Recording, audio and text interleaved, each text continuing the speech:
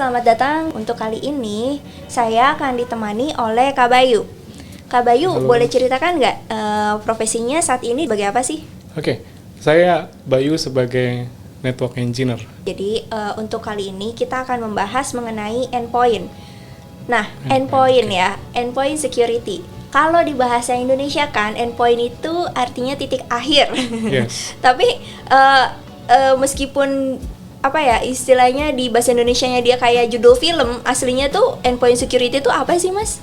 Jadi endpoint itu sebenarnya proteksi di akhir. Jadi proteksi di akhir seperti apa? Jadi pertahanan di akhir karena eksekusi terakhir itu di sisi endpoint.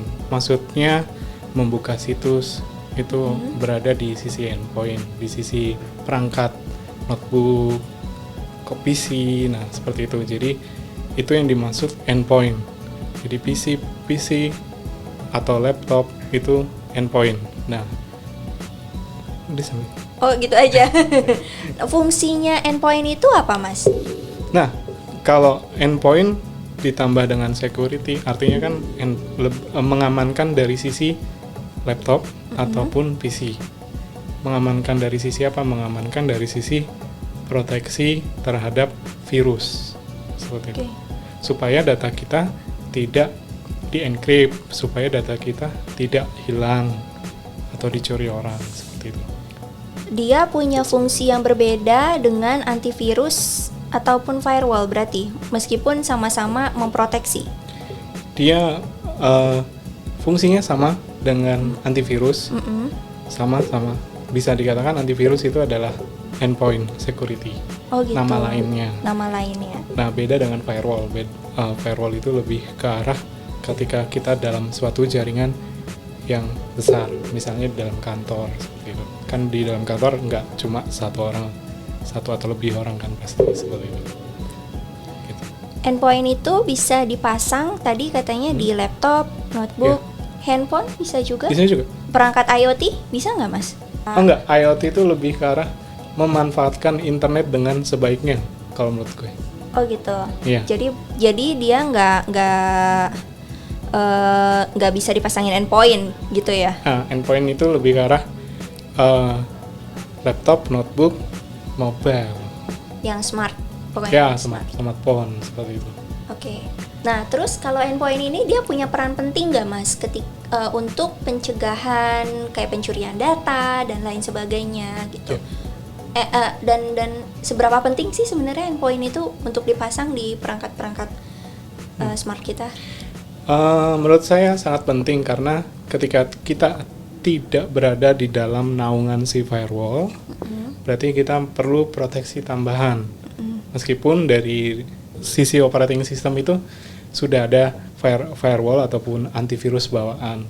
Nah itu kita sebaiknya menambahkan endpoint protection atau endpoint security di dalam PC atau notebook kita. Kalau kita bicara tentang notebook, artinya itu kan notebook itu mobile, kita bisa bawa dimanapun kita bekerja, misalnya mau kerja ataupun dinas keluar kota, kerja misalnya di tempat selain di kantor, meeting dengan customer, otomatis misalnya kita pasti bawa notebook itu. Nah, ketika kita bawa notebook, zaman sekarang udah pasti semuanya ketika kita buka notebook pasti butuh internet. Nah, gimana supaya kita bisa mengamankan bahwa notebook kita itu aman dengan ditambahkan endpoint protection. Aman dari sisi apa? Misalnya kalau kita buka suatu situs, kita nggak tahu situs itu baik atau jahat atau suspicious atau malicious di situ, di dalam situs yang kita mau buka, atau kita mengcopy file dari temen dari USB misalnya, ambil file dari temen dari USB kemudian dimasukin ke notebook kita. Nah, kita nggak pernah tahu kalau itu ada USB-nya ada virusnya, malware-nya gitu ya. Nah, dengan adanya endpoint kita bisa mengetahui bahwa USB ini mengandung virus, ada virusnya di dalam. Untuk mengetahui Karena ketika kita memasang endpoint security atau antivirus, Mm-mm. laptop kita melakukan scanning secara aktif, baik terhadap situs yang kita buka maupun file yang kita copy dari USB, seperti itu. Berarti penting banget ya sebenarnya si endpoint ini untuk pribadi maupun perusahaan. Oke. Kalau misalnya perusahaan tidak memakai endpoint, itu apa maksudnya selain pencurian data, apalagi sih Mas yang terjadi gitu? Apakah akan ada downtime atau akan ada apa lagi gitu? Kemungkinan ketika si endpoint ini atau notebook kita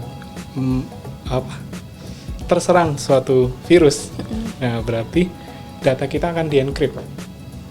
Data kita akan di-encrypt, diganti extensionnya, misalnya contoh simpelnya ketika file kerja kita misalnya Excel, Word gitu kan. Nah, itu kan mudah sekali gitu loh. Kalau kita mau pakai ya tinggal klik 2 kali, kebuka filenya. File pekerjaan kita terbuka. Nah, kalau ketika itu ke serang atau terinfeksi virus, file yang extension doc atau Excel itu sudah tidak bisa dibuka lagi dan diubah namanya atau di-encrypt. Mungkin dengan simbol tombol dengan simbol lock gitu kan, seperti gembok. Nah, seperti itu, atau pokoknya kita udah nggak bisa membuka file kerja yang sering kita gunakan untuk bekerja. Kayak kehilangan akses gitu ya? Bahkan kita nggak bisa buka. Bisa sampai separah itu? Bisa jadi yang biasanya kita buka simple masuk ke Windows terus masukin password, itu juga nggak, secara OS operating system juga bisa di lock. Jadi kita dibuat virus lumpuh gitu ya Mas ya? Sampai nggak bisa ngapa-ngapain. Terus itu benerinnya kalau kayak gitu pasti mahal dong ya? Benerinnya bisa dilakukan untuk decrypt dengan cara misalnya merequest kepada si hacker itu untuk membeli decryptor. Nah, itu pasti dibelinya dengan dengan cara misalnya mengganti dengan Bitcoin, seperti itu. Jadi kita bayar si hackernya untuk memberikan key untuk membuka file kita. Jadi kita harus bayar sama penjahat ya gitu? Iya, karena di situ biasanya si hackernya memberikan jejak, atau dia sudah mempelajari activity kita selama seminggu atau beberapa hari untuk melihat untuk mengetahui informasi dari pemilik PC itu, misalnya email dan nama. Kemudian dari email dan nama itu dia memberikan ancaman ataupun peringatan bahwa file di dalam laptop Anda sudah terencrypt. Jika Anda ingin membukanya, silakan transfer Bitcoin, seperti itu. Itu contohnya. Atau sebenarnya hackernya nggak menuntut keuntungan, tapi dia hanya merusak saja. Jadi ada yang sifatnya merusak. Karena kita tidak memakai endpoint itu, dan virus ini bukan kategori terbaru rilisnya, virus yang sudah lama-lama, cuma karena komputer kita tidak mempunyai pertahanan, ya kita file-file kita cuma kerusak aja, tapi kita nggak tahu harus bukanya seperti apa. Nah, sembuhinnya harus diformat ulang. Hilang dong. Ya, bisa juga di recovery pun mahal. Okay. Ya, itu pilih salah satu. Separah itu ya, bisa hilangnya bisa, kalau itu aset perusahaan bisa ratusan juta kali ya. Jadi mendingan pakai endpoint daripada harus kehilangan sebanyak itu. Ya, memprotek. Ya, intinya ketika kita memakai endpoint, kita melindungi data mungkin data perusahaan dan data pribadi. Contohnya mungkin saja kita menaruh file yang foto keluarga ataupun foto pribadi kita di dalam laptop itu, sehingga terproteksi lah, aman. Seperti itu. Kalau misalnya satu sistem itu dia udah pakai firewall, dia udah pakai yang security yang lain gitu, tapi dia nggak pakai endpoint, coveragenya kira-kira berapa sih Mas? Coverage ketika dia di dalam. iya, Nah, ketika dia di dalam mungkin 80% masih secure. masih secure ya, Ya. walaupun ada 20% yang Atau- ya. tanda tanya ya. Ya, Tapi betul. ketika dia keluar, misalnya dia ke kafe atau kemana gitu, Itu bisa zero. zero. Iya. Oh iya, karena dia nggak punya firewall ya. Bukan, dia nggak punya endpoint. Oh dia, Iya. karena udah nggak ada firewall, terus udah nggak ada endpoint juga gitu. Kalau firewall biasanya kita bicara ketika kita di dalam suatu perusahaan. Ketika kita berada di dalam suatu network di kantor gitu, di jaringan kantor. Nah, ketika kita lepas di luar firewall, ketika kita beraktivitas di luar, entah itu di luar kota atau di suatu tempat gitu yang tidak di bawah jaringan kantor, artinya kita sudah tidak mempunyai proteksi. Nah, udah nggak ada lagi yang proteksi karena firewallnya kan di kantor gitu. Iya sih. Nah, berarti ketika kita visit ke luar kota, terus duduk di coffee shop, kemudian kita membuka laptop, pasti butuh internet. Walaupun mungkin di coffee shopnya nggak sediakan hotspot, kita pasti gunakan tethering ataupun hotspot dari handphone. Otomatis pasti connect internet kan. Nah, ketika kita connect ke internet, kita sudah tidak berada di dalam jaringan network, artinya sudah tidak pakai firewall kantor. Nah, kita siapa yang memproteksi endpoint kita? Iya, Ada. nggak ada. Kan dibutuhkan endpoint security untuk menambah aman dari sisi data yang kita punya atau laptop yang kita punya. Ketika kita balik ke kantor, dari sisi IT pun juga sudah aman karena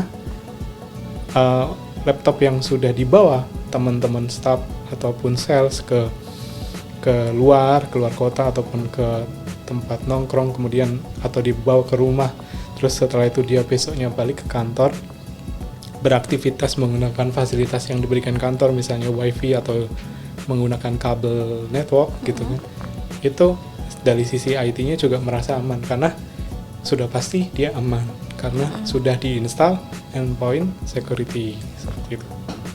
Kalau dia nggak install ya dia nggak aman sama sekali dan kemungkinan datanya hilang. Kemungkinan server-server di kantor atau teman-teman sesama kantornya atau PC sesama PC itu bisa terinfeksi. Misalnya si A ini habis main kemana atau habis pergi kemana, kemudian dia balik lagi sudah membawa virus. Setelah itu dia connect ke wifi kantor. Nah, setelah itu dia bisa menyerang atau sebagai bridge ke server-server atau endpoint yang penting. Nih, itu juga bisa. Jadi dia bisa Nularin nilainya. Ya, bisa nularin atau dia mempelajari activity apa yang sering dipakai. Misalnya contoh kita lakukan akses ke suatu program kan, kalau Oracle, SAP, Finance program, mungkin endpoint kita atau PC atau notebook kita nggak terlalu penting, tapi hanya untuk jembatan aja menuju core sistemnya yang dirusak dan diminta tebusan. Oh iya. Bisa ya. jadi seperti itu. Iya, Jadi hanya untuk jembatan mempelajari activity dari si orang ini, sehari-harinya dia ngapain, akses apa.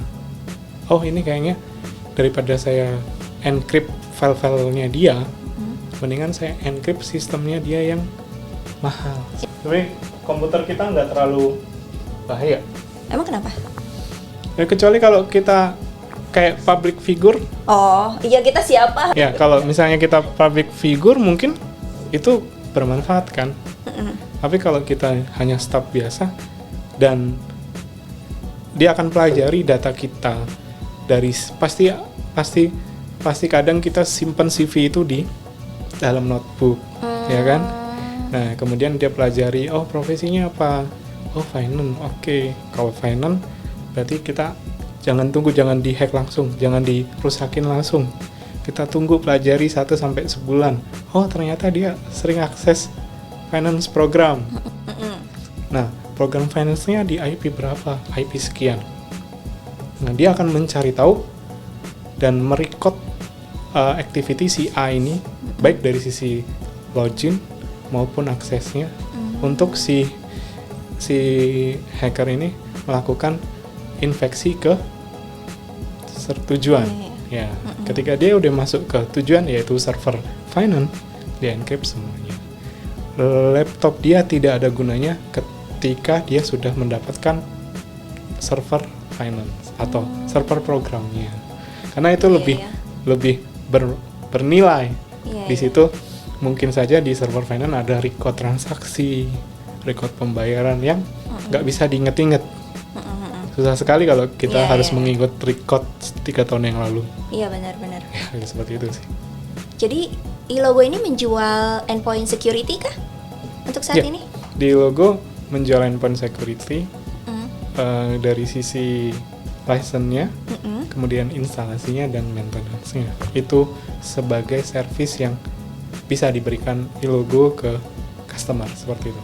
Nah, untuk pembelian endpoint ini dia sekali beli seumur hidup atau gimana nih? Pembeliannya biasanya berdasarkan subscribe atau langganan. Oh gitu, dia berlangganan ya berarti? Ya, bisa 1, 3 tahun atau 5 tahun. Oh, tahunan dia? Tahunan, ya. Jadi bisa berlangganan 1 tahun, nanti tahun berikutnya renewal, seperti itu.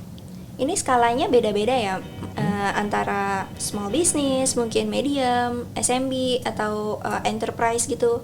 Beda-beda atau sama aja? Beda-beda, setiap brand beda-beda. Terus kalau misalnya ada yang mau beli nih, harus hubungi kemana nih? Itu bisa mengakses ke qlicense.com. Oh ya, qlicense.com. qlicense.com, ya. Oke. Di sana ada berbagai macam endpoint. Macam endpoint. Dengan berbagai brand ya? Ya. Oke. Dan bisa langsung kontak by phone ataupun fasilitas yaitu chatting langsung dengan supportnya. Itu tadi obrolan kita mengenai endpoint. Untuk teman-teman yang pengen perusahaannya memakai endpoint, bisa hubungi qlicense.com tadi dan bisa bicara langsung dengan support kami atau via telepon juga. Dan itu aja kayaknya obrolan mengenai endpoint kita hari ini. Jangan lupa like, subscribe, komen, dan share di sosial media yang kamu punya.